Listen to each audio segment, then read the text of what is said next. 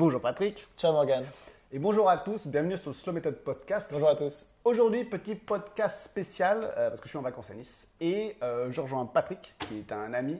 Si vous rescrollez sur tous mes podcasts, donc sur les podcasts audio parce qu'à l'époque je ne faisais que de l'audio, vous retrouvez Patrick probablement sur les premiers podcasts avec un invité.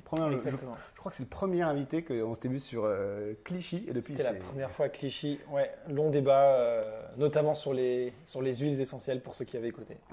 Et donc, écoute, ça sent encore la citronnelle. Ouais, effectivement. J'en ai mis un petit peu sur mon corps aujourd'hui avant l'entraînement. Mais ce n'est pas de la citronnelle en fait. Mais non, c'est de l'eucalyptus citronné. C'est pas le même chémotype, donc ça n'a rien à voir. On est allé s'entraîner ensemble ce matin et donc du coup, voilà, c'est la suite de la journée avec Patrick. Alors Patrick a déménagé il y a un petit moment. Je voulais juste parler de ce petit segment parce que pour les gens qui veulent essayer d'avancer un petit peu dans la vie, en fait, je trouve ça super intéressant d'avoir des groupes d'amis qui ont un peu la même direction, les mêmes envies que vous. Et il y a 2 ans, je crois maintenant, on avait décidé de créer un petit groupe de potes. Exact. C'est sympa d'aller avec des potes et de discuter. Le Gentleman's Club. Gentleman's Club. Et en fait, je voulais avoir un rendez-vous trimestriel ou je ne sais plus combien on le faisait, mais de se voir et de dire, bon, bah voilà, j'en suis là maintenant, j'aimerais bien être à ce moment-là dans 3 mois, 6 mois, 1 an. Et on a eu des discussions sérieuses, mine de rien, notamment ta décision de déménager ici. Exact. Parce que pour la petite présentation, Patrick, tu étais coach sportif à Paris. Exact. Voilà, et donc tu as laissé cette activité-là pour te déplacer à Nice. Et on est là aujourd'hui pour parler un peu de la nouvelle activité que tu es en train de développer. Tout à fait. Qui est le drainage lymphatique. Exactement. Alors qu'effectivement, je suis coach sportif depuis 8 ans. Je me suis formé au CESA avec le BPGEPS, la formation classique pour mener au diplôme de coaching sportif. Et j'avais envie de faire évoluer un petit peu ma pratique, toujours sur cette envie d'évoluer sur quelque chose de holistique, donc du bien-être global des gens. Et j'ai toujours été assez intéressé par le massage, toujours d'abord pour moi, pour évoluer mieux dans ma pratique, enlever tout ce qui était douleur, accélérer la récupération musculaire. Et en massant pour m'amuser des amis, je me suis rendu compte qu'effectivement, il y avait un petit truc. Et je me suis dit, pourquoi pas, il faut que je trouve une formation. Et de fil en aiguille, finalement, je me suis formé au drainage lymphatique. Donc, il y a à peu près un an et demi de ça. Et là, effectivement, je suis arrivé à Nice. Et c'était plus facile actuellement de redévelopper le drainage lymphatique puisque j'ai trouvé un local pour faire le drainage qui est à 4-5 minutes à pied, donc hyper pratique. Donc là, effectivement, j'ai plus remis l'accent là tout de suite sur le drainage lymphatique. Et après, je vais aussi me remettre un peu sur le coaching sportif. Et je pense qu'aujourd'hui, on va plutôt parler du drainage lymphatique. Et bien justement, qu'est-ce que c'est que le drainage lymphatique ? Le drainage lymphatique, alors, on va essayer de le développer sur plusieurs axes. Le premier avantage du drainage lymphatique, je ne vais pas partir sur le côté esthétique, mais ce pourquoi il a été conçu, mis en place, c'était pour stimuler le système lymphatique. Le système lymphatique, c'est vraiment notre système primordial pour ne pas tomber malade. Concrètement, si on n'a pas de système lymphatique, s'il est HS, en une semaine, on choque tout ce qui passe et on peut clairement décéder. C'est vraiment primordial. On ne peut pas vivre sans système lymphatique en fait. Il a aussi d'autres fonctions, une fonction un peu d'épuration pour accélérer l'évacuation des toxines, des déchets métaboliques, des acides gras particulièrement saturés. Le foie s'occupe des acides gras saturés et pour éviter de le congestionner, le système lymphatique prend aussi le relais, s'occupe d'éliminer également les acides gras. Il va traiter en fait également le plasma sanguin, parce qu'il y a des fuites de plasma sanguin avec tous les capillaires sanguins. Tout ce plasma sanguin va être retraité, va être repurifié et bien sûr le système lymphatique réintègre ensuite la circulation sanguine. Alors pour juste préciser un petit peu, parce que le système lymphatique, je pense qu'il n'y a pas beaucoup de gens forcément qui sont au courant. Ils savent qu'on a des veines, ils savent qu'on a des artères, mais le système lymphatique, c'est quoi ? Tu as un organe, comment ça se passe ?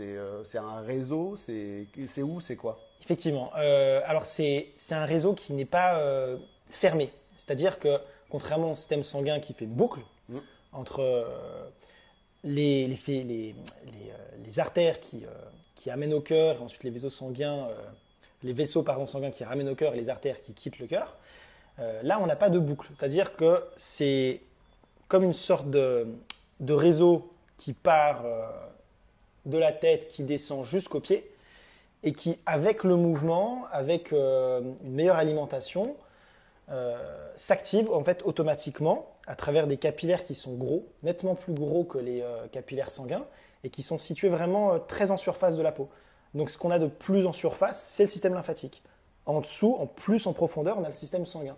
Donc c'est pour ça que quand les premiers massages drainants ont été inventés, notamment par Monsieur Vauder, ça suffisait de faire juste des petites pressions comme ça, puisque comme c'est juste en surface de la peau, on n'a pas besoin forcément d'appuyer très fort.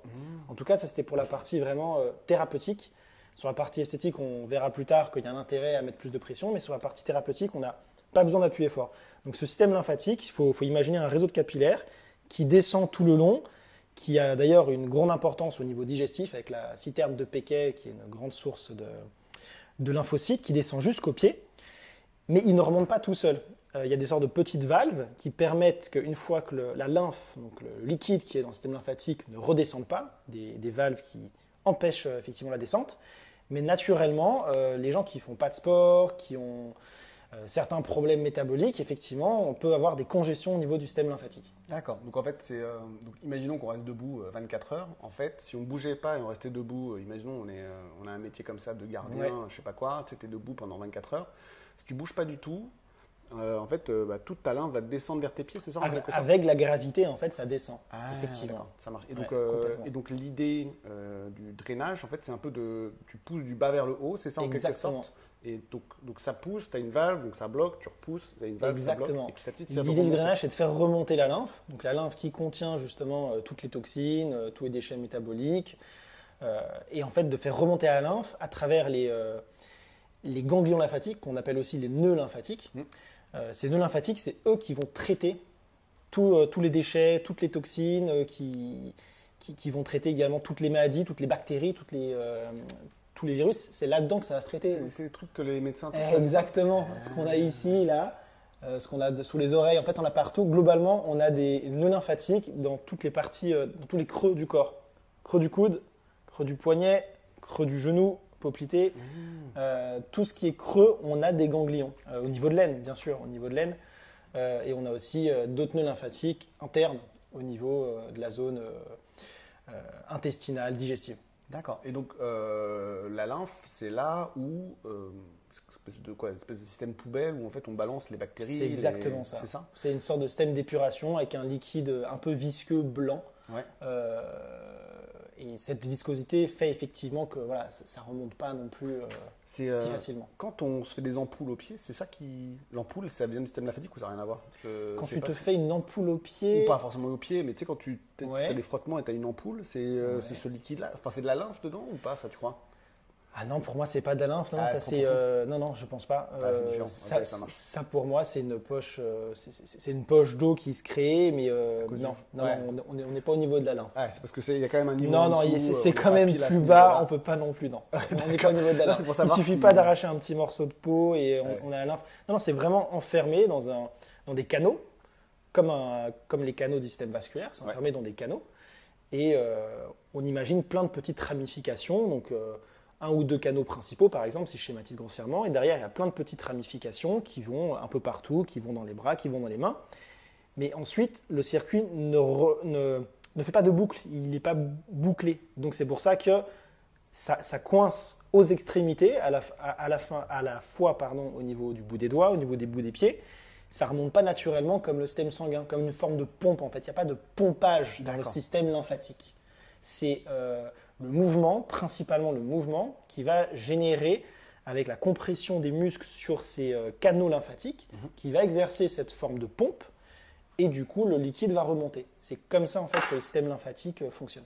D'accord. Et donc, toi, ton rôle en tant que, quand on dit masseur drainant, draineur lymphatique, on peut tout dire, thérapeute en drainage lymphatique, je dis, mais on peut dire masseur drainant, on peut tout dire. Donc toi, ton rôle, en fait, c'est ça, c'est comme un tube de dentifrice, tu remontes un peu le truc. C'est un peu l'image. Ouais, c'est ça. Tout à fait. C'est de le faire, effectivement, prioritairement pour les gens qui ont du coup des problèmes métaboliques, problèmes de jambes lourdes, on y reviendra après, mais voilà, pour les personnes qui ont un système lymphatique qui est souvent congestionné, et qui ont des problèmes de circulation au niveau du système lymphatique, du coup, on donne un coup de pouce. D'accord, ça marche. Et donc ça, c'est comment dire, tu as dit les jambes lourdes, et donc la rétention d'eau et ce genre de choses, c'est le même genre de thérapie pour la rétention d'eau et ce genre de choses? Exactement.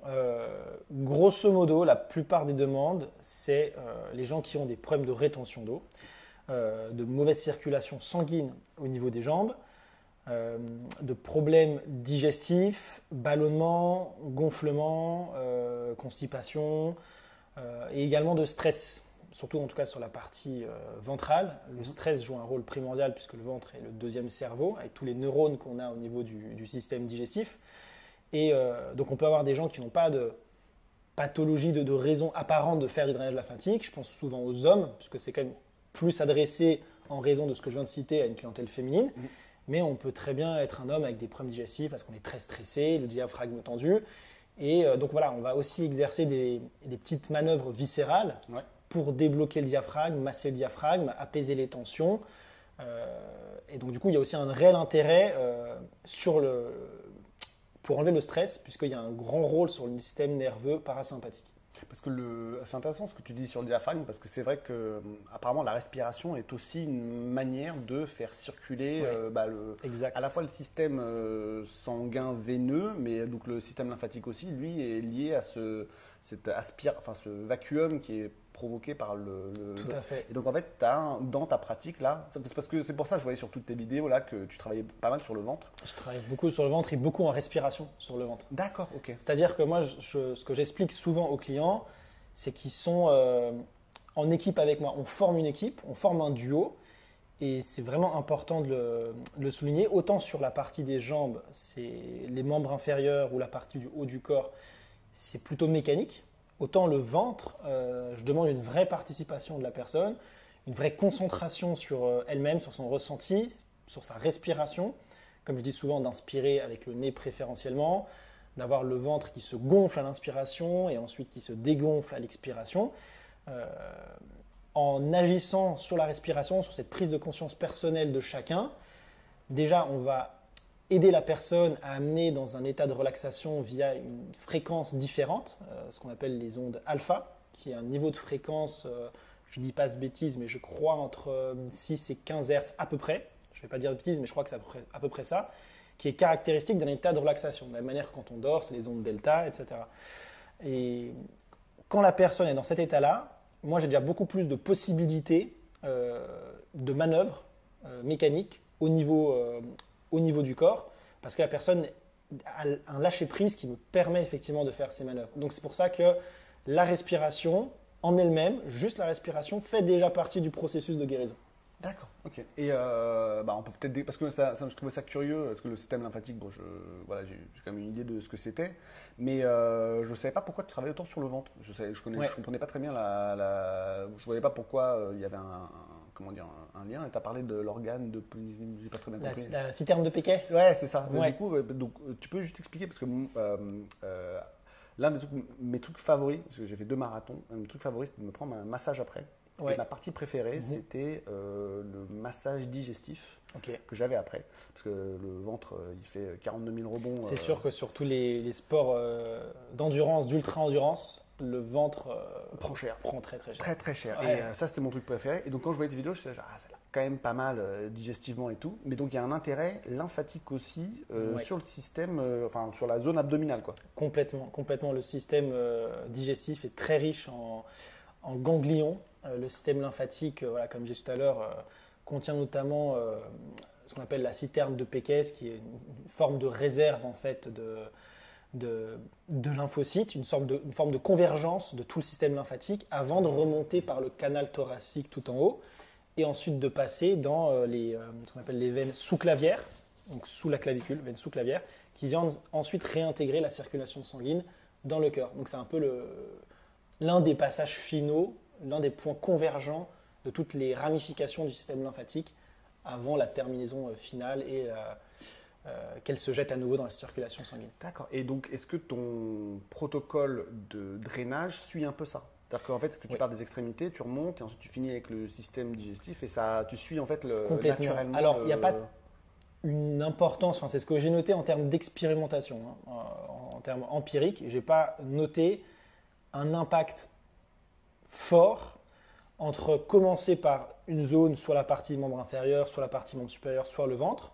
Je n'ai pas noté vraiment de grandes différences d'efficacité, donc peu importe par quelle zone on commence. Ok. En revanche, donc d'un point de vue bien-être, déstress, de possibilités que j'ai au niveau du soin, j'ai remarqué que c'était plus efficace d'attaquer par le ventre. D'accord. Parce que par le ventre, je vais mettre les gens dans un état de relaxation assez profond. Souvent, les gens sont à la limite entre le sommeil et l'éveil. En très peu de temps, en une dizaine de minutes, ils sont déjà à la limite entre le sommeil et l'éveil.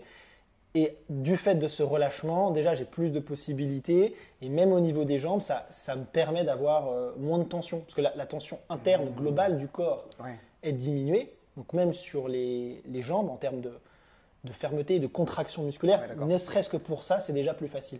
Donc d'un point de vue lymphatique pur et dur, je ne pense pas qu'il y ait directement d'impact de commencer par une zone.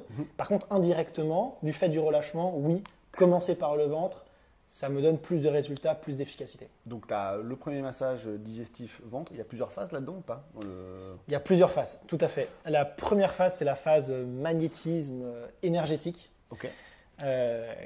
qui est effectivement primordiale encore plus pour les gens qui ont le ventre très tendu et qui sont stressés. Lorsque la tension se localise principalement au niveau diaphragmatique sous plexus solaire, on va dire. Là, à ce niveau-là, je sais que c'est des gens qui sont très stressés. Quand la tension est plus dans le bas-ventre, ça peut être tout simplement des problèmes digestifs. Mais quand la tension est dans le haut, au niveau du diaphragme, sous plexus, là, je vais plus agir en magnétisme. D'accord. Parce que du coup, le ventre sera tellement tendu que je ne pourrai pas être en mesure de faire des manœuvres sans que ce soit douloureux. Ah oui, c'est-à-dire que ça peut être légèrement inconfortable, mais je fais toujours mon possible pour que ce soit un très bon moment et qu'en fait la personne dans ma moitié ne se rende même pas compte que je masse les viscères. Mais si je ne fais pas ce protocole pour certaines catégories de personnes, ce protocole de magnétisme, de détente, de respiration, le ventre est trop dur, je n'ai pas d'accessibilité en tant que tel pour faire une manœuvre. Alors, parce que est-ce que ça c'est une formation qui est liée à ta formation de drainage lymphatique ou est-ce que c'est toi qui as rajouté ta petite sauce J'ai rajouté ma petite sauce, c'est-à-dire que j'ai fait la combinaison entre ma formation qui était formation type brésilienne et une formation que j'ai suivie plus tard avec Arc Formation, super institut à Boulogne-Billancourt. Sur une semaine, j'ai suivi des cours sur les protocoles pour intervenir en magnétisme sur différentes pathologies.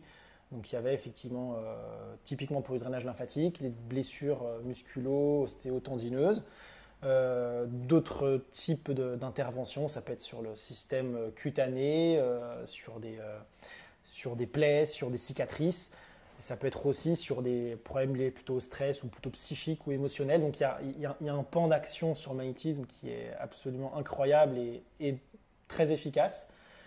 Et effectivement, moi j'ai choisi là, en faveur de ce soin de drainage, de mettre en avant le magnétisme, en fait d'avoir plus d'outils. Ouais. C'est-à-dire que je pourrais orienter dans l'absolu mon soin purement en magnétisme, ce que j'ai déjà fait, avec des résultats relativement proches, juste en magnétisme pur. Mais j'aime bien avoir cette complémentarité, cette complétude au niveau de tous les outils que j'utilise, magnétisme et drainage. Alors, est-ce que tu peux nous parler un peu du magnétisme? Parce que moi, je suis plutôt, j'ai une formation qui est plutôt STAPS, bio, etc. Et donc, je pense que je ne ferai pas le seul, mais moi, il y a toujours ce côté un peu magnétisme, tout de suite, je me dis oulala, ouais. etc. Donc, est-ce que tu peux nous en dire boucher deux mots? Parce que là, comme ça, en fait, parce que tu m'as déjà fait 2-3 manips sur les pieds et c'était pas mal. C'était vraiment pas mal. Donc, je me suis dit, il y a quand même un truc. Mais est-ce que il y a une explication, pas forcément scientifique, parce que je ne sais pas si c'est le cas, mais juste nous en toucher deux mots et comment ça se passe et comment tu... Pour rejoindre ce que tu disais, d'ailleurs j'ai traité un ami qu'on a en commun sur des douleurs qu'il avait à cheville, Igor. Il était venu justement pour le diplôme à la fin de la formation comme client test, voilà, comme cobaye pour expérimenter, ça avait bien marché. Et là, il n'y a pas si longtemps, il y a 2-3 jours, j'ai une amie qui est venue, qui avait une entorse de la cheville depuis déjà 2 semaines. Donc, elle avait encore mal, elle avait regonflé. Je lui ai dit, viens, tu perds rien, viens essayer, ça ne peut pas s'aggraver. Et déjà, ce qui a été assez net, elle l'a constaté elle-même, c'est qu'en termes de mobilité de cheville, on a gagné un angle très important sur l'extension externe du pied. Donc, c'était assez impressionnant. Donc voilà, il y a une vraie efficacité qui va au-delà de l'effet placebo. Je ne saurais plus dire en termes de pourcentage, mais on part d'effet placebo à partir d'un certain pourcentage d'action, de résultats. En magnétisme, on est au-delà du placebo. Donc, on ne peut pas dire que c'est du placebo. Maintenant, le placebo peut amener plus d'efficacité encore au magnétisme, mais le magnétisme, par définition, ce n'est pas du placebo. Je vais essayer de faire simple et pour que tout le monde suive, mais grosso modo, on a tous les mêmes capacités, parce qu'on est tous fait pareil d'un point de vue physiologique. Après, on a des petites différences au niveau génétique, mais globalement, on est tous fait pareil. Donc, on a tous des petits cristaux de magnétite dans les mains qui génèrent des microchamps électromagnétiques. Donc, on a une double capacité, donc électromagnétique, donc électrique, et aussi magnétique. Juste ça, c'est donc avéré. On a des cristaux de magnétite dans les doigts et on crée des champs. C'est un peu comme dans la matrice, on est des batteries et on dégage un champ magnétique. L'activité nerveuse, c'est une activité électrique. C'est une activité électrique. Quand je branche mes Compex, pour ceux qui connaissent les électrostimulateurs, et je court-circuite juste mon cerveau pour donner l'ordre à mon muscle de se contracter. C'est la machine qui dit contraction maximale sur mon biceps. Voilà. Donc oui, toute l'activité hormonale résulte aussi d'une activité électrique. Et d'ailleurs, ce qui est très intéressant, c'est qu'en magnétisme, on peut aussi compenser on peut aider à mieux fonctionner certaines hormones qui sont un peu déficitaires en mettant un courant électrique. De toute façon, on a un courant électrique qui est très faible, qui est de l'ordre, je crois, de 2 volts, si je ne dis pas de bêtises, pour environ 2 milliampères. Il faudrait que je vérifie, mais c'est à peu près ça. Donc c'est très petit. Je n'ai pas besoin de mettre dans une prise électrique de 220 volts. C'est très petit, mais une hormone, elle n'a pas besoin de 220 volts pour fonctionner. Donc parfois, il suffit juste de modifier, de rajouter un petit peu de courant électrique. En fait, une hormone qui fonctionne mal, c'est une hormone qui n'a pas son potentiel électrique Donc quand tu dis initial. Tu veux dire que c'est l'organe qui ne la sécrète pas ou c'est l'hormone en elle-même qui n'a pas le… Tu vois ce que je veux dire? Ça peut être les deux. Les deux, ok. Parce qu'il y a des organes qui sécrètent des hormones, et ce qui n'est pas le cas forcément, comme le pancréas qui peut sécréter effectivement des hormones. Mais le courant électrique peut agir à la fois sur tous les types de cellules. Ça peut agir sur les organes, sur les hormones en elles-mêmes, sur la production d'hormones. Ça peut agir aussi sur un tissu cicatriciel pour l'aider à se refermer. Il y a vraiment plein d'actions. Mais la base de fonctionnement du magnétisme, c'est de l'électromagnétisme. C'est vraiment important parce qu'il n'y a pas de champ magnétique sans électricité. Et il n'y a pas d'électricité sans champ magnétique. Les deux vont de pair. Et c'est un peu la base de la physique quantique. Et c'est là où effectivement on peut perdre quelques personnes, mais c'est là où les plus scientifiques s'y intéresseront. C'est que c'est la base, une des forces fondamentales de l'univers, c'est la force électromagnétique. Il y en a d'autres, mais une des bases qui permet cette cohésion aussi au niveau atomique, c'est justement la force électromagnétique. Donc, c'est pas de la magie. On fonctionne tous avec de l'électromagnétisme. On est bombardé en permanence par des luminaires qui produisent des champs électromagnétiques, par des ondes radio qui sont des formes d'ondes, de fréquences. Donc, on n'a pas besoin d'avoir quelque chose de très fort pour que ce soit efficace. C'est là qu'il faut comprendre, parce que souvent les gens se disent « Ouais, mais bon, d'accord, on a 2 volts dans les mains, mais ça ne sert à rien d'avoir 2 volts. » Non, parce que le corps n'a pas forcément besoin d'avoir 50 volts pour qu'il y ait une efficacité thérapeutique. Donc, il y a vraiment des bases scientifiques qui permettent d'expliquer comment ça fonctionne. Je vous invite d'ailleurs à lire le livre de mon formateur Arnaud de Richecourt, qui est très très bon, et à suivre sa formation pour ceux qui s'y intéressent, qui travaille en partenariat avec le CNRS, donc c'est quand même très solide, l'Institut de la recherche scientifique en France. Et en France, on est un peu en retard à ce niveau-là sur le magnétisme. On n'est pas remboursé. En Suisse, on est remboursé. En Allemagne, on est remboursé. Aux États-Unis, ils ont déjà fait plein d'essais double randomisés qui fonctionnent très bien. C'est remboursé. Voilà, on a un système médical qui est un peu centré sur le système allopathique. On n'est pas si ouvert qu'on le prétend sur toutes les médecines alternatives. Mais voilà, il y a une vraie efficacité scientifique. Et moi, je ne peux pas nier le fait qu'en y ajoutant de l'intention, et l'intention, c'est quoi? C'est une pensée.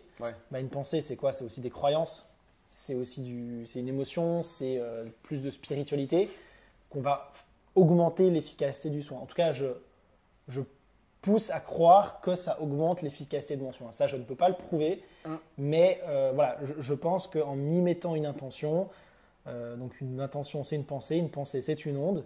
Donc encore une fois, c'est pas… C'est de l'électricité aussi. Ça existe, c'est quelque chose de réel, c'est pas juste du placebo.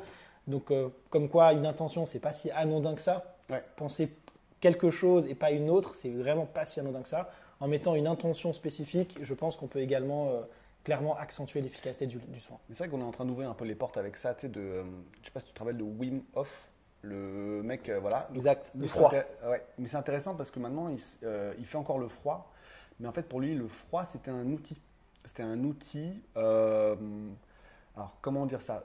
En fait, l'idée, c'est que le froid, il s'en servait pour créer un choc à son organisme, et la respiration, il s'en servait parce que la respiration est à la porte du sympathique et du parasympathique. Ouais. Parce que tu peux maîtriser ta respiration, mais ta respiration, elle part aussi toute seule. Et donc, en fait, quand tu es stressé et que tu respires fort, si tu réduis ta respiration, tu arrêtes de stresser. Donc, tu vois, c'est comme une porte entre le monde du conscient et de l'inconscient. Et donc, à force, en fait, il a réussi un peu à briser cette porte. Donc, c'est-à-dire que maintenant, il n'a plus trop besoin de faire ses exos de respiration. Il explique que maintenant, s'il veut, Il a réussi à l'inconscientiser. c'est-à-dire que, ouais, en fait, maintenant, il peut dire, bon, bah là, ce que j'ai envie de faire maintenant, c'est, je veux augmenter mon système immunitaire. Donc, il est suivi par des études, il lui injecte des bactéries. Il le dit comme ça, avec l'intention, il dit, il pose ça. Je vais tuer les bactéries que vous allez m'injecter. Okay. Et donc, il lui injecte du E. coli, c'est le truc que tu chopes à l'hôpital, les tumeurs. Voilà, il lui injecte ça. Donc, et je crois que dans la gastro d'ailleurs. Ouais. Et je crois que c'est en 10 minutes éradiqué. Il se crée une fièvre, okay. hop, après, et il l'éradique. Ce qui du coup, me pousse à continuer à croire dans ce que je commence, ce que je continue même plutôt à expérimenter sur cette puissance de l'intention durant le soin, en fait, où parfois j'ai l'impression de me dire, mais ça devient un peu de la sorcellerie ou c'est de la magie, genre je pense à un truc, et en fait, peu importe que je l'explique ou que je ne l'explique pas encore, je note quand même. Alors, certains diront que c'est placebo, je ne pense pas. Parce qu'il y a aussi une question de... Enfin, je ne sais pas, mais je pense qu'en termes de nombre d'essais statistiques, peut-être que l'effet placebo n'est pas censé être justifié, se répéter aussi régulièrement. Mais effectivement, je note qu'il y a des choses encore incroyables à comprendre dans l'esprit quantique, dans l'esprit aussi de la matière noire, de toute cette énergie libre d'accès qu'on ne voit pas. Il y a un nombre de champs d'investigation assez incroyables à pousser juste avec la puissance de la pensée. Il y a pas mal de livres qui en parlent sur des guérisons, sur plein de choses. Donc oui, le magnétisme, il y a de la rationalité scientifique, c'est important de le dire. Ouais.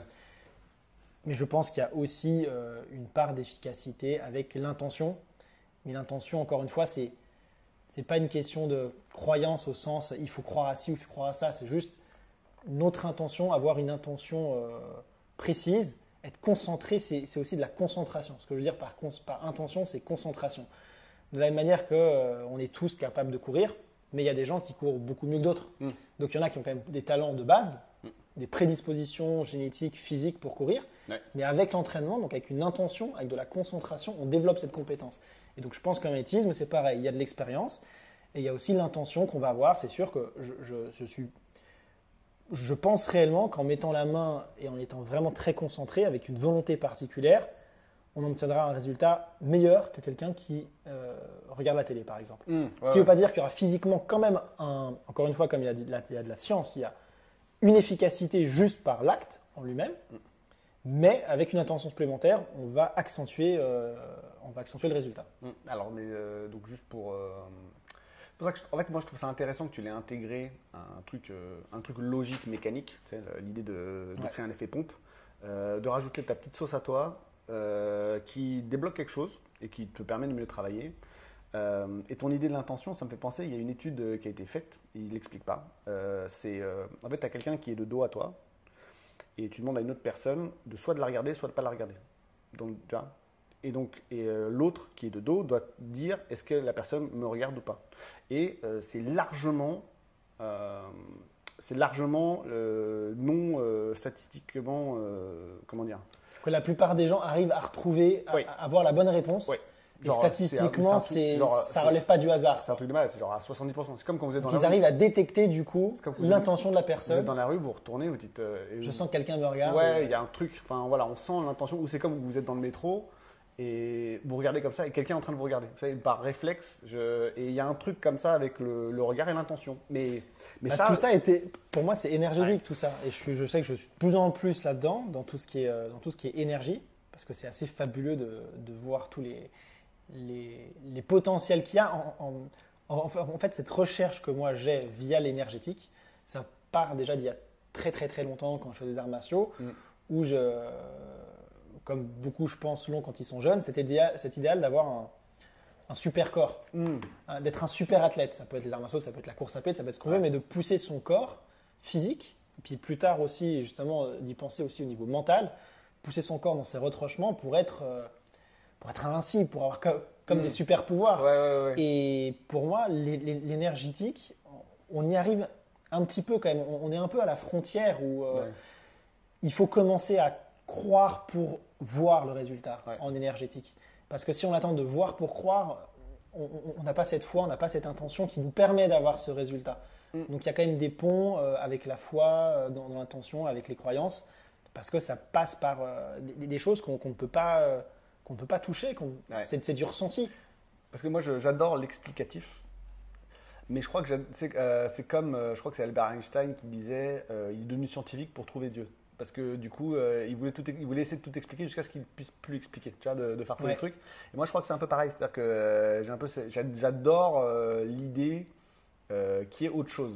J'adore cette idée-là, mais j'aime beaucoup faire ah non, c'était pas ça. En fait, finalement, tu sais, genre, il y a un ovni. Non, en fait, c'est un phénomène météorologique. Ah, c'est machin, matin. Ah, et finalement, bah si, il y a des ovnis. Les États-Unis ont lâché leur truc. Cool. Et le soufflet est presque retombé. Enfin, c'est-à-dire que maintenant, c'est officiel, il y a des ovnis. Oui, c'est un peu ouf. C'est presque bénin de dire ça. Ben oui, et genre, alors que tu aurais dit ça il y a 10-15 ans, c'est genre, ah bon. C'était le scandale. Mais bref, et ce que je voulais dire par ça, c'est que moi, ça me dérange pas qu'on n'explique pas quelque chose si ça marche. Ça me dérange, tu vois, c'est-à-dire que j'ai une ouverture d'esprit à ça, et parce que ça se trouve, ce sera expliqué plus tard. C'est ça. C'est censé être un peu la base de la recherche scientifique, c'est essayer de comprendre les mécanismes de l'univers. On pose des hypothèses en mathématiques, en physique, on les comprend souvent beaucoup plus tard, mais on commence à poser des hypothèses avec des équations. Et quand on les trouve, on se dit effectivement, mathématiquement, on s'était dit que ça c'était possible, sans forcément. Donc on comprenait au niveau algèbre que c'était viable, mais on n'arrivait pas à expliquer physiquement le phénomène. Et c'est vérifié que plus tard. Et c'est pour ça que c'est bien de ne pas se limiter à voir pour croire, parce que sinon on se limite dans le nombre d'outils qu'on peut avoir, parce qu'on veut une explication qu'on n'a peut-être pas encore. On va l'avoir cette explication. Mais si on peut déjà utiliser, bénéficier des résultats de certains outils, de certaines méthodes, peu importe, encore une fois, qu'on la comprenne, on n'arrivera jamais à tout comprendre. Donc déjà, juste qu'on applique, et puis la compréhension, on aura peut-être plus tard.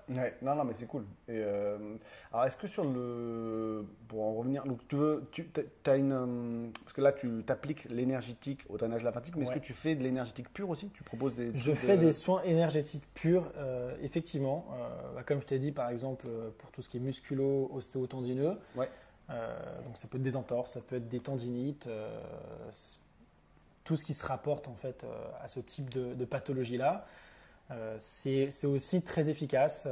Donc pareil, dans le protocole, il y a toujours une partie de respiration. En fait, cette partie de respiration, non seulement elle sert à détendre la personne, mais elle sert aussi à avoir une meilleure connexion avec la personne.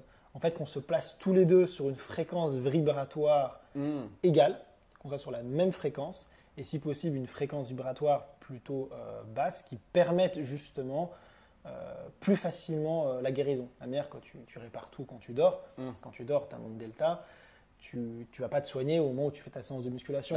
Donc, il faut un repos corporel et mental pour la guérison, pour ouvrir un peu tout, pour ouvrir toutes ces portes. Donc, dans les soins énergétiques, il y a toujours une partie respiratoire et ensuite il y a la partie énergétique, magnétique pure, mais il y a des gens qui parfois n'y croient pas. Et ce que j'aime bien leur dire, c'est qu'en fait, vous n'avez pas besoin d'y croire.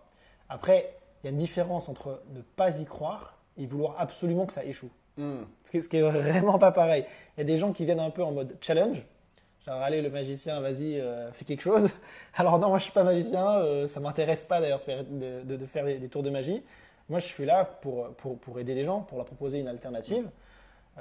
Je ne peux pas garantir à 100% que ça va marcher, de la manière qu'il n'y a pas des traitements médicamenteux qui fonctionnent à 100%. Simplement, il n'y a pas d'effet secondaire. Donc, contrairement aux médicaments. Donc, les médicaments, c'est très bien. Je ne suis pas en train de dire aux gens qu'il ne faut pas prendre des médicaments, mais c'est bien d'investiguer aussi dans des soins qui sont plus doux, qui sont sans effet secondaire. C'est bien d'avoir les deux à disposition. On n'est pas dans une compétition. Il faut que ce soit allopathique, il faut que ce soit la médecine énergétique, orientale. C'est bien d'utiliser chaque outil quand c'est bon de l'utiliser. Si je ne sais pas, par exemple, tout à l'heure, c'est ce qu'on disait, j'avais un peu mal au ventre, j'ai pris des huiles essentielles, ça m'a aidé. Si j'ai un spasfon, je peux aussi prendre un spasfon, il n'y a pas de problème. Mais si maintenant j'ai quelque chose de chronique qui s'installe, je ne sais pas, une tendinite, je ne vais peut-être pas me tuer avec des anti-inflammatoires tous les jours. C'est pas idéal, donc peut-être que je peux essayer quelque chose d'autre. Donc c'est bien d'avoir une ouverture d'esprit. Je ne dis pas nécessairement que les gens doivent croire en ça, non pas que ce soit un débat de dire j'y crois pas, puisque ça fonctionne et c'est là. Donc, je ne vais même pas rentrer dans le débat d'y croire. Vous n'y croyez pas, c'est votre problème. Moi, je sais que ça fonctionne, c'est scientifique. Mais tout le monde peut venir, peu importe ses croyances, c'est ça que je veux dire par là. Simplement, la personne doit venir avec la volonté de faire ça pour elle-même, pour aller mieux, et pas pour challenger un praticien, pour vérifier ses propres croyances à elle, comme quoi ça marche ou que ça ne marche pas. Non, quand on vient, quand je vais voir un médecin, je ne vais pas le challenger en me disant il a 8 ans d'études, tiens, je vais voir si ton médicament il fonctionne. Je vais parce que je suis dans le besoin, j'ai mal, je ne vais pas bien, je veux une solution. Je vois. Et là, c'est pareil, je vais voir un praticien énergétique, je veux une solution et si ça marche, tant mieux, ça ne marche pas, tant pis. Et je ne vais pas, rallier l'ordre des médecins en disant incroyable, c'est un scandale, il m'a donné un paracétamol, j'avais la grippe, ça n'a servi à rien. Non, mais il n'y avait rien d'autre à faire, puis voilà, c'est comme ça. C'est la même logique. Je vois, Et alors, une séance, ça se passe comment? Parce qu'on a vu ça. Est-ce que quand les gens viennent, tu leur poses, tu as une méthode un peu pour tout le monde, ou est-ce que tu poses 2-3 questions pour savoir un peu? Sur l'énergétique, c'est vraiment conseillé d'arriver avec un diagnostic médical. D'accord. Parce qu'il y a quand même un protocole qu'on va appliquer en fonction du type de pathologie que c'est. Si c'est nerveux, si c'est musculaire, si c'est cutané, si c'est émotionnel, c'est pas le même protocole. Ok. Et on m'avait déjà prévenu, notre formateur nous avait déjà prévenu, n'intervenez pas, c'est pour vous, si vous n'avez pas de diagnostic. D'accord. Effectivement, il y a quelques fois, je suis intervenu sans diagnostic. Ça m'est arrivé 2 fois, j'ai pas eu de résultat. Et déjà, c'est pas top pour la confiance en soi. C'est ça en fait qui est un peu troublant avec le matisme, c'est qu'on peut avoir 20 soins qui fonctionnent, il y en a 2 qui ne fonctionnent pas, on perd vite confiance. Dans le médical, on a 5 soins qui marchent bien, on a 4 qui ne marchent pas. On se dit toujours, c'est pas grave, c'est le médical, c'est des balles. Mais en magnétisme, la part de confiance en soi, elle est assez fragile. Et j'en parlais avec des confrères. Et on pensait à la même chose, même si on a fait 90% de réussite. Ces 10%, ils nous affectent beaucoup plus que si on avait une médecine traditionnelle. Intéressant. Donc, c'est important d'intervenir avec un diagnostic médical pour savoir comment on va réaliser le protocole. Parce qu'effectivement, ça va être très différent. On peut agir au niveau des hormones, des organes, des fluides corporels, lymphatiques par exemple, ou alors du système sanguin, au niveau de l'eau, vu qu'on est composé à 90%, pas autant, 75% d'eau, quelque chose comme ça, il me semble. On ne va pas agir sur les mêmes fluides. Donc, il y a tout un protocole qui diffère en fonction du type de pathologie. Et en drainage, la majorité des demandes étant toutes similaires, je ne pose plus vraiment les questions. En général, ça peut m'arriver effectivement tout début de séance de demander où est la gêne principale, s'il y a quelque chose. Mais bon, c'est assez souvent répétitif. Donc souvent, je constate. Et parfois, les gens ne savent même pas eux-mêmes. C'est-à-dire que je vais dire aux gens, est-ce qu'on fait plutôt le bas du corps, le ventre? Les gens vont me dire par exemple, les jambes, j'ai les jambes lourdes. Je dis le ventre, c'est sûr, c'est bon. Puis je commence avec le ventre, je dis alors le ventre il est béton, donc déjà. Et les gens n'ont pas forcément conscience, très souvent, les gens n'ont pas conscience du mauvais état de traitement de leur ventre. Très, très souvent. Donc c'est pour ça qu'il y a une partie que je vais écouter. et une autre partie que je vais diagnostiquer tout seul en drainage, juste d'accord. par expérience, par le toucher. D'accord, ça marche. Donc ça dépend des gens et ça dépend de. Voilà, ça dépend. C'est le truc avec comme en coaching sportif, c'est toujours. Exactement. Alors ça dépend, machin et tout quoi. C'est la même chose. Et d'ailleurs, est-ce que tu comptes continuer à faire du coaching sportif ici à Nice ou est-ce que tu vas totalement t'orienter drainage énergétique? Est-ce que tu reproposes un peu ici du Alors, coaching sportif oui. aussi ou... Ouais. C'est prévu effectivement que je me recentre aussi sur le coaching sportif. D'ailleurs, ça devrait être pour bientôt normalement. Là, Ok. il fallait bien que je choisisse un front d'attaque vu qu'il y Ouais. avait tout à reconstruire. Ouais, bah, Je ne pouvais pas trop m'éparpiller, faire un peu de coaching ici, un peu de drainage, un peu d'énergétique, parce que finalement, j'aurais rien développé. Donc là, je me suis vraiment concentré sur le drainage lymphatique, aussi parce que c'était logistiquement parlant pratique pour moi d'être juste à 5 minutes à pied Ouais. du cabinet. Et qu'à Nice, contrairement à Paris, où à Paris, on reste quand même intramuros, ouais. à Nice, on peut vite être appelé sur Monaco ou sur Cannes, c'est plus les mêmes distances. Ouais, ouais. Donc, pour réattaquer une nouvelle clientèle, Ouais, je me suis dit, bon, je vais me concentrer sur le drainage, c'est plus facile pour l'instant. Et le temps aussi que je réaffine ma zone de chalandise, que je vois ce que je veux faire, Ouais. à titre personnel, à titre de groupe. Et là, très probablement que je vais m'orienter sur Nice sur le coaching de groupe Ah, ok. pour aussi augmenter l'accessibilité à mes coachings, ouvrir à une plus vaste clientèle Mhm. et essayer de créer une dynamique de communauté, de groupe autour du bien-être, autour du sport, parce que ça va vraiment se compléter avec le drainage et que j'aime toujours autant le coaching sportif. Ouais. Mais c'est vrai que j'en ai fait pendant 8 ans et ça m'a fait du bien de respirer entre guillemets un peu et de faire quelque chose de parallèle, Ouais. de complémentaire. Mais là, je ressens le besoin. Ouais, t'as commencé cette envie Ouais, de... là, maintenant, je ressens le besoin de revenir quand même à l'essence de mon premier métier, de refaire du coaching sportif, pour aussi continuer cet accompagnement holistique qui est en fait ma volonté primaire, c'est vraiment d'accompagner de façon globale les gens sur Ouais. le plan mental, sur le plan physique, qui est vraiment des changements de mentalité, des changements de mindset. Pas juste je viens, je fais un soin drainant et hop, la personne repart, elle ne mange pas ouais. bien, elle dort pas bien, elle est stressée, elle fait Et- pas de sport. Et elle bouge pas, ouais, voilà. Et voilà, et donc là, de créer une communauté sur Nice avec du coaching de groupe, ça me permettrait de suivre ces gens éventuellement aussi en drainage ou en énergétique et de vraiment mettre en avant ce côté développement personnel, ce développement holistique Ouais. au travers du sport, du bien-être, du massage, Ouais, un peu de tout, quoi. Ouais, voilà, c'est de la cool. conscience de soi, quoi. Et ça fonctionnerait comment les gens si les gens sont sur Nice et ils seraient intéressés potentiellement par faire une séance de groupe ou même Ouais. un coaching personnel, genre avec toi sur Nice, parce que ce sera uniquement sur Nice pour l'instant, je pense. Pour l'instant, déjà. ça sera uniquement sur Nice, je vais essayer de me focus. Ouais. Est-ce qu'il y a un endroit où ils peuvent te contacter, t'envoyer un mail, lui dire Bien voilà, sûr, je serais intéressé bien sûr. pour peut-être que. Ils peuvent le me temps que ça contacter vienne. soit sur Instagram, sur Ouais. Patrick Elfer, soit sur le site internet Patrick Elfer, donc c'est pas compliqué. Ok, on essaiera de C'est vous tout mettre pareil. ça On mettra là-dessus. ça en lien. Voilà, sur ces deux plateformes-là prioritairement. Et je pense monter bientôt un groupe Facebook justement pour réunir tout ça, D'accord. pour organiser prochainement, je pense début de l'été, une première session test sur la région de Nice. Donc voilà, et comme ça, j'ouvrirai un certain nombre de places et si les gens sont intéressés, ils pourront me contacter directement. Ok, parfait. Bah, c'est cool. Est-ce que j'ai oublié une question sur le drainage et sur différentes choses ou on a fait à peu près le tour? Est-ce qu'il y a quelque chose qui te paraît Sur le drainage, alors déjà, sur le drainage, c'est important de préciser que c'est un soin qui est d'autant plus efficace quand il est quand même suivi, quand il est régulier. Il peut être ponctuel, mais la plupart des gens en ont besoin avec un suivi. C'est comme tout, on ne fait pas une séance de sport et on se dit ça y est, Ouais. j'ai les abdos, je suis au taquet, ou j'ai fait un repas avec des légumes vapeur, c'est Ouais, bon, je ouais. peux me taper 10 McDo. Ouais, ouais. Bon, voilà, c'est pareil pour le système lymphatique. On peut être par exemple très stressé parce que conjoncturellement, il y a des paramètres, des facteurs qui font que à une certaine période, je suis stressé et j'aurais pas forcément besoin de faire 5 ans de drainage. Ouais. Et comme je disais, le drainage est très efficace sur le stress puisqu'il agit sur le ventre. Donc là, une séance ou deux, ça peut largement suffire. Mais des gens qui ont régulièrement des problèmes de jambes lourdes, de rétention d'eau, de cellulite aqueuse en fait, c'est la rétention d'eau. Là, c'est important de mettre ça dans un suivi régulier. Ça peut être avec une phase d'attaque, un drainage espacé toutes les semaines, donc environ 4-5 drainages, je dirais au moins 5 drainages d'affilée pour une phase d'attaque pour des gens qui en ont vraiment besoin. Après, on peut espacer de 15 jours, 3 semaines, même un mois derrière si on voit que ça suit.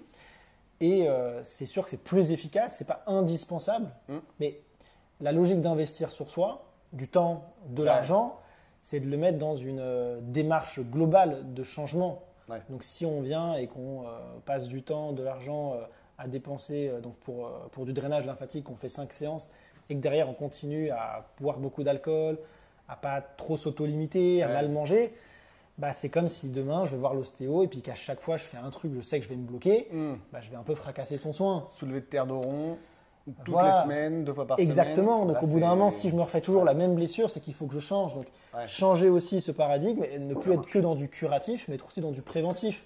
Alors, parce que ça, je pense que ça va intéresser les gens. Donc, tu as dit cellulite. C8. Donc, cellulite, réduction de cellulite avec le drainage lymphatique. C'est réduction de C8. Alors, quand la cellulite est fibreuse, non. D'accord. C'est le dernier stade, ça a fibrosé, là c'est trop dur. C'est-à-dire que genre, ça fait mal, Du coup, elle est douloureuse. Ah, c'est cellulite douloureuse. Ouais, exactement. L'un des gros points qui permet d'identifier ça, c'est qu'elle est douloureuse. D'accord. La cellulite fibreuse. La cellulite aqueuse, en pinçant légèrement, on voit effectivement comme des petites taches de blancheur. Ouais. Et la cellulite adipeuse, bah, c'est du gras, comme le nom l'indique. Donc, ça va être très efficace sur la cellulite aqueuse, donc la rétention d'eau, stockage, trop d'excès d'eau. Et sur la cellulite adipeuse, on va aussi avoir un impact. D'accord. Un impact puisque, comme il y a une partie aussi qui est effet modelante et que j'utilise tout un tas d'huiles essentielles pour augmenter l'efficacité du soin, forcément, il y a plein de principes actifs. Ça pourrait être un massage basique parce que juste les huiles essentielles sont déjà très efficaces en soi, mais la complétude de l'effet modelant du soin, de la décongestion du système lymphatique et de tous les principes actifs des huiles essentielles font qu'il y a une action sur le système adipeux. D'accord. Mais donc, on va aider à déstocker, à casser les adhérences adipeuses, mais après, il faudra les évacuer. Ouais. Donc, c'est pour ça qu'idéalement, si on arrive à faire un peu de sport après un jour, par exemple, après une séance de drainage lymphatique, c'est hyper efficace. On va casser les adhérences, paf, on va les évacuer. On va casser les adhérences, paf, on va les évacuer. Mais il faut aussi qu'on les déstocke. Ouais, ça marche. Voilà, c'est un coup de pouce, ça aide. Mais encore une fois, comme il n'y a pas de pilule miracle, c'est bien, il faut bien manger, il faut faire un peu de sport, il faut bien dormir. Ça s'inscrit dans une démarche globale. Ça marche, on ne peut pas compter que sur un pilier, c'est efficace. On ne peut pas compter que sur ça. Ouais, c'est genre comme tu fais une liposuction, mais après tu rebouffes comme un âne derrière. Ça marche pas, ça marche pas. C'est comme la lipolyse là. Cryolipolyse. Merci exactement. Ouais. Bah, ça durcit tout, donc parfois il y a des gens qui arrivent et qui ont comme des œdèmes internes, presque kystiques, tellement c'est dur. C'est une horreur à masser. C'est très compliqué. On ne peut plus casser quasiment les adhérences. Si la personne n'a pas suivi derrière comme une blessure, faut bien faire sa kinésithérapie. Si derrière la personne, elle ne s'est pas un peu reprise en main pour évacuer tout ça, ça fait plein de petites fibroses un peu partout. Et après, c'est compliqué de nouveau à redéstocker ça, quoi. Donc quelqu'un en fait qui mange plutôt bien, qui fait du sport, mais qui a encore un peu, ces rétentions d'eau, cette cellulite qui est un peu frustrée, en fait, peut-être que le massage lymphatique, ça peut être un déblocage. Ça peut être un déblocage. Ouais, et ce qui est intéressant avec le drainage lymphatique, avec le massage de façon globale, c'est qu'on a une reconnexion à son corps, mine de rien. Et oui, on a une reconnexion à notre corps et on prend conscience en se faisant masser par un professionnel, par exemple, des tensions internes qu'on a, ce que ce soit au niveau du ventre ou du gras qu'on peut avoir accumulé, de la texture de la peau, de la fermeté de la peau au niveau du tissu cutané. De la même manière, quand on monte sur une balance, c'est un peu boum, ok, j'en suis là, il y a une référence. Ouais. Mais là, c'est pareil, ça instaure une référence. Et au niveau cutané aussi, c'est très intéressant pour retonifier la peau.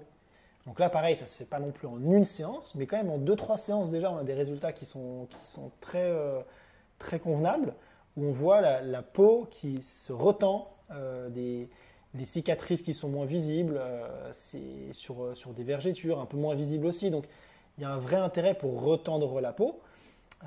Donc cette prise en main fait qu'aussi la personne, ça la pousse naturellement à mettre toutes les chances de son côté, à ne pas compter que sur mon soin pour aller mieux. C'est une prise de conscience. Ouais.